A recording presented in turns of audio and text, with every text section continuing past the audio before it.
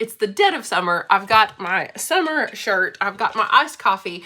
Let's wrap up all the books I've read so far this year.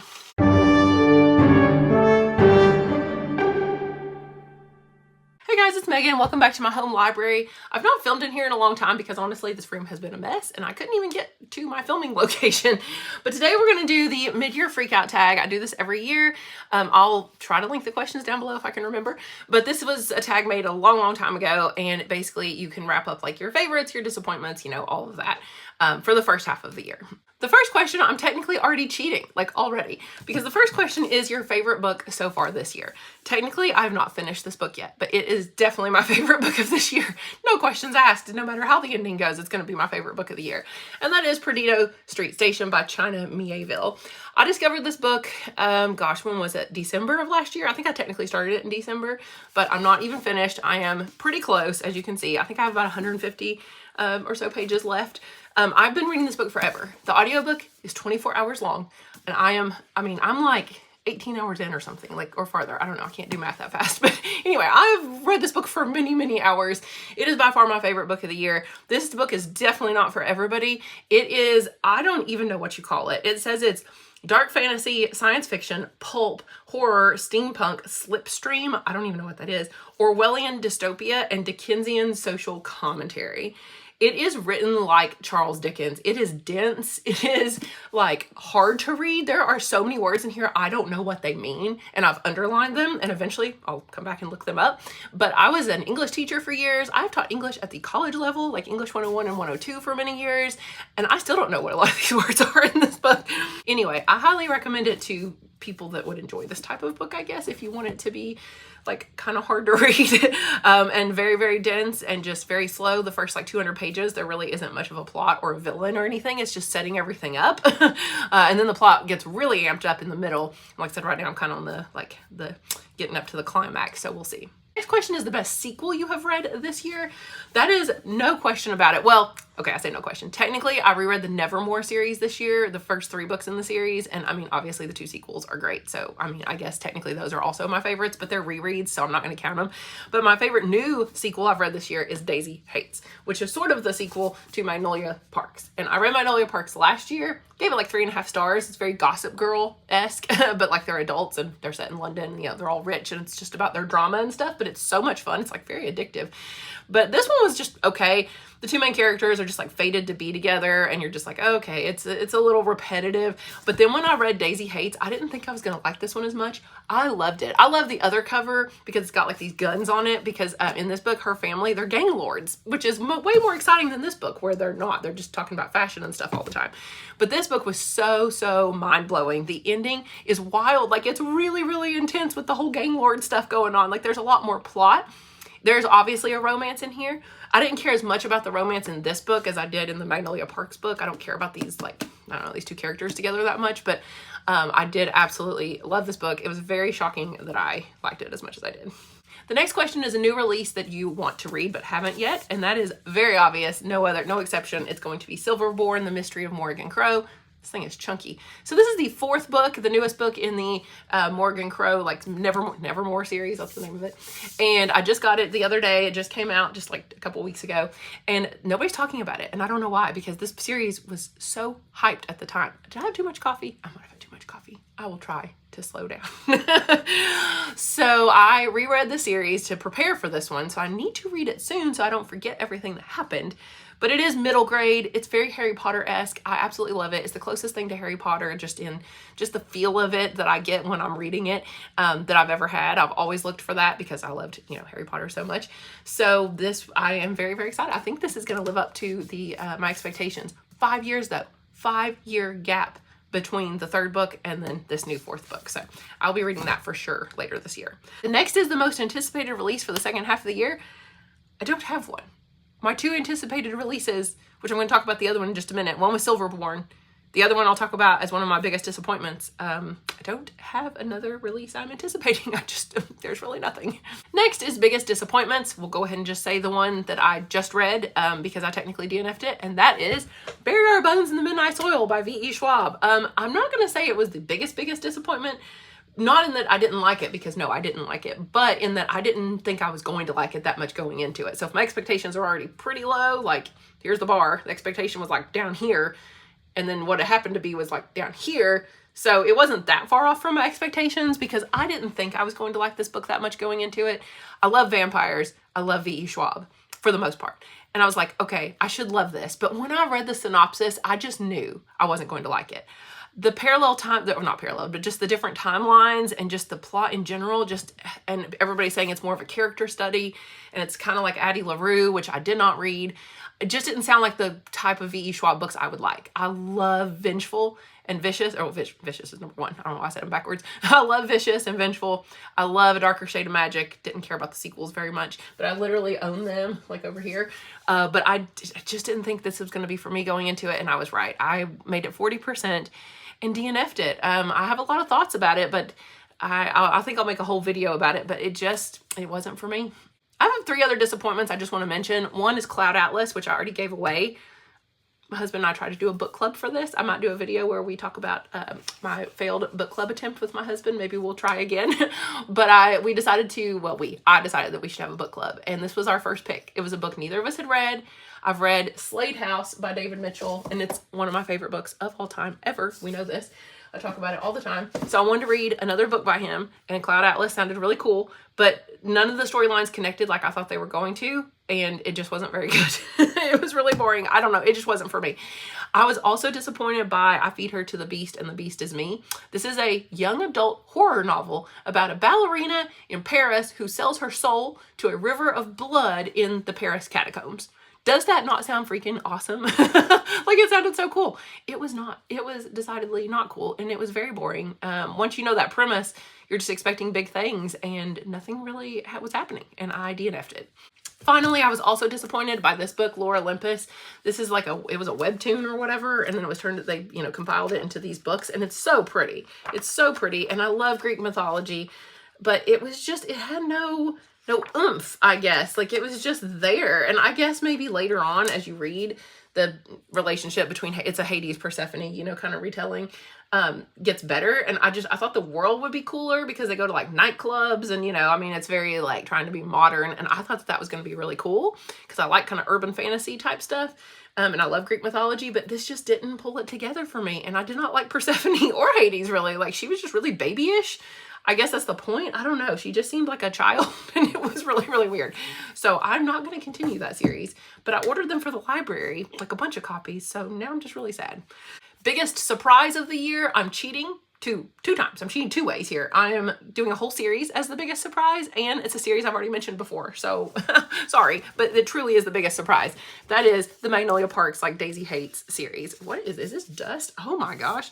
The table I set this on here, my desk, is incredibly dusty. So I really need to get to that. And anyway, so this is the order of them right here. So like I said, I didn't technically read this one this year, but I read Daisy Hates, Magnolia Parks The Long Way Home, and The Great Undoing, all back to back to back. I read these I devoured them in like a week. So this was shocking because they're quite chunky, and it's just not something I would normally love, but this is like my guilty pleasure. This is my Gossip Girl of, because that was kind of my guilty pleasure TV show. That and Pretty Little Liars, which I used to love. Daisy Hates books are great, but honestly, I kind of liked this Magnolia Parks book too because it has my new favorite character in it, and it kind of focuses more on him. I'll tell you about him in a minute when we get to favorite characters. But yes, I will be continuing this series and definitely finishing, because there's one more book out, so I will be reading it for sure.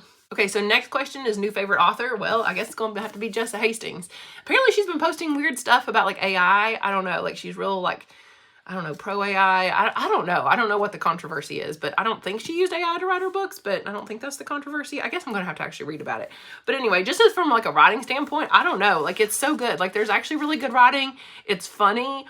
Sometimes it's really witty. Sometimes it's really poignant.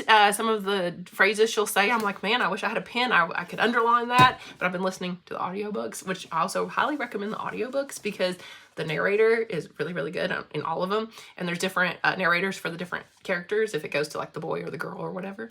Next question is newest fictional crush. Well, there's only one answer for this one too. I'm so sorry, I'm just repeating this, but it's Julian. It's Julian from these books. So Daisy Hates has a brother named Julian Hates. He's like the main gang lord. He's the head gang lord, scariest man in all of England.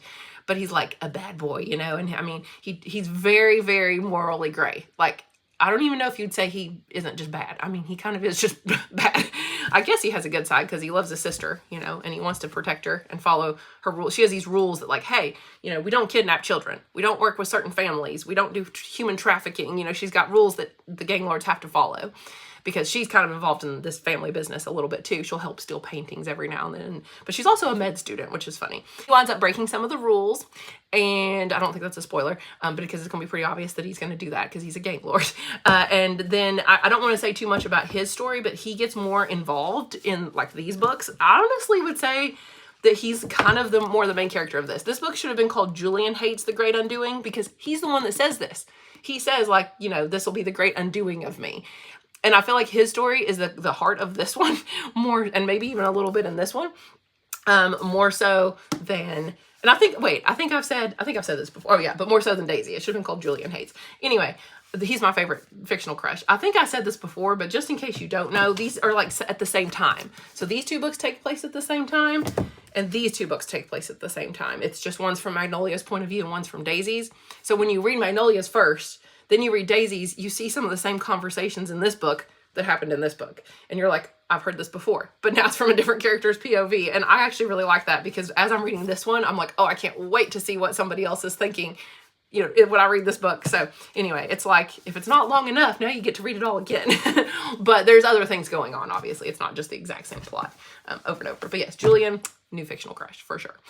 Newest favorite character, I would say probably the two characters in The Tainted Cup by Robert Jackson Bennett. I still have not actually finished this book yet, and I'm only like 40% of the way finished.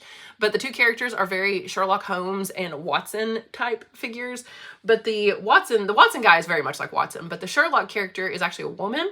And she's got more personality, I think, even than Sherlock. Like, she's even wilder and crazier than Sherlock is. So I very much enjoy their dynamic together. And I hear that that's kind of what makes the whole, you know, well, I was gonna say trilogy. Right now it's just 2 books. That it really makes the whole series is just like their character dynamics together. So anyway, I am gonna keep reading this book for sure. I just might have to start over because I don't remember that much about it. But yeah, they were probably my new favorite characters if I had to pick not Julian, because I would pick Julian if I could pick him again. A book that made you cry is the next question. I don't cry at books except for the 6th Harry Potter book. I've said that before. But I don't really cry in any books. So I think I would just pick one that did make me feel emotional and was really sad. And I would say Not Quite Dead Yet by Holly Jackson, which I only gave 3 stars to. I read the arc and I already posted my video about it. But at the end, it is quite sad. There's a part that you're like, oh my gosh, like it was actually straight up sad. So you wouldn't expect that in a murder mystery, because that's what this is. It was pretty intense. And so yeah, the ending of this one made me a little bit emotional.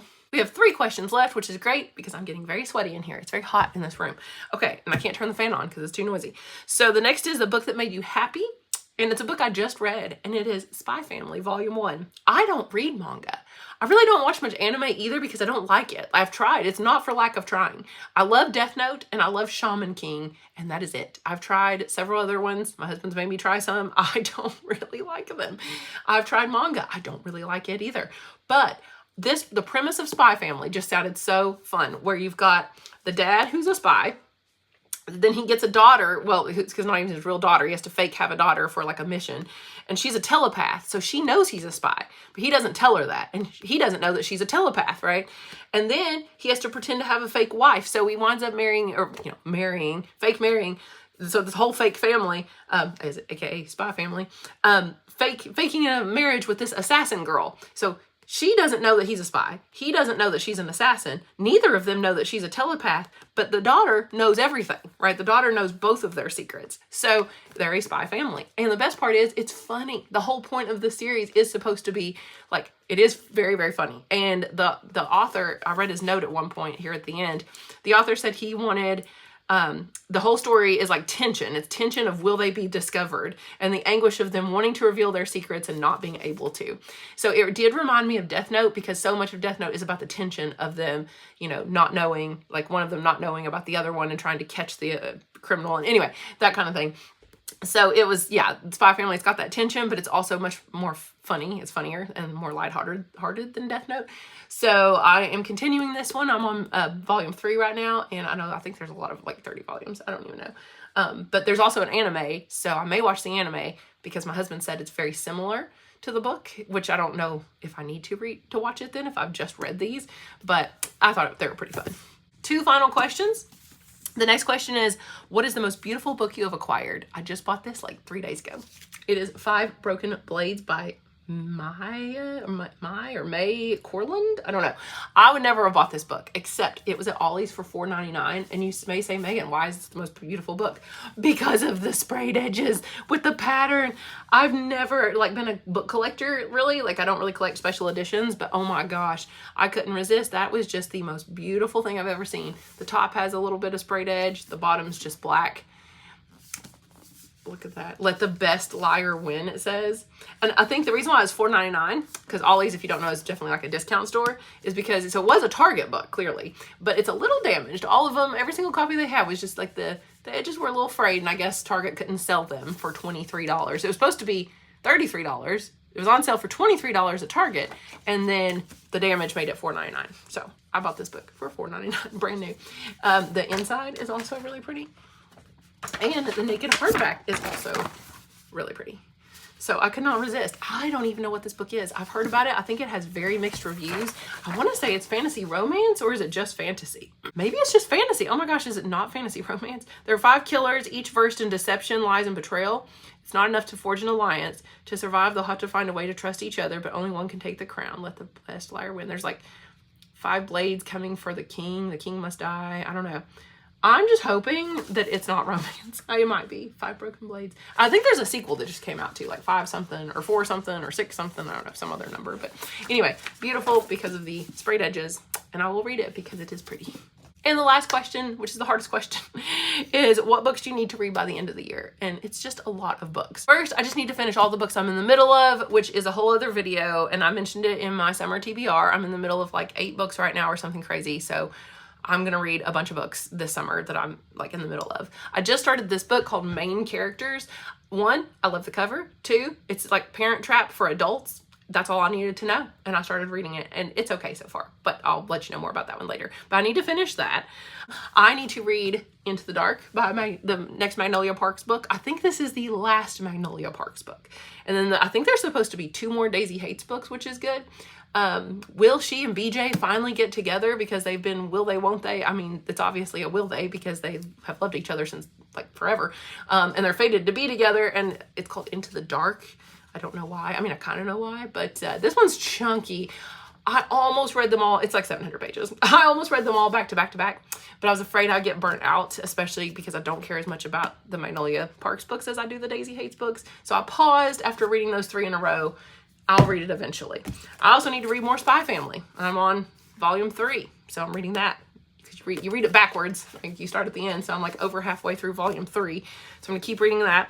I need to read Shadow of the Torturer, which is like the Book of the New Sun series by Gene Wolfe. I mentioned this one in like every video ever. I need to read Titus Grown because it's like Perdido Street Station, where like the setting is kind of the main thing, and it's really weird. I want to read weird books. Like I'm really into Perdido Street Station. I want to read The Dissonance, which I don't remember what it is. It's horror. I want to say maybe sci-fi or fantasy horror. Don't remember what it is, but I remember that it sounded perfect for the fall. So this spooky season, I'm going to read this one. I'm going to read Finlay Donovan Digs Her Own Grave, which I think is book 5 at this point. I'm pretty sure it's book 5 of the Finlay Donovan series, because I actually really did like book 4. Was that Rolls the Dice? Finlay Donovan Rolls the Dice, I think. I don't know. Whichever one it was. I liked book 4, so I'm going to continue and read book 5. I'm going to read Special Topics in Calamity Physics, which I own a copy of, but it's upstairs, so I cannot be bothered to go all the way up there to get it, because I try to read a Marisha Pessl book every fall, because it just seems like the thing to do. She writes some kind of spooky-ish books. Last year I read Darkly as an ARC, and I was so disappointed. But this is an adult book, so I think this one will be better. And I'm going to read Ghostwritten by David Mitchell, because I want to give David Mitchell another chance, even though I didn't like Cloud Atlas. But I hear that Ghostwritten is very, very similar to Slade House, just a lot longer. So since Slade House is one of my favorite books of all time ever, I am going to give this one a try. I don't have any other ones written down on this page, but I'm sure there are more.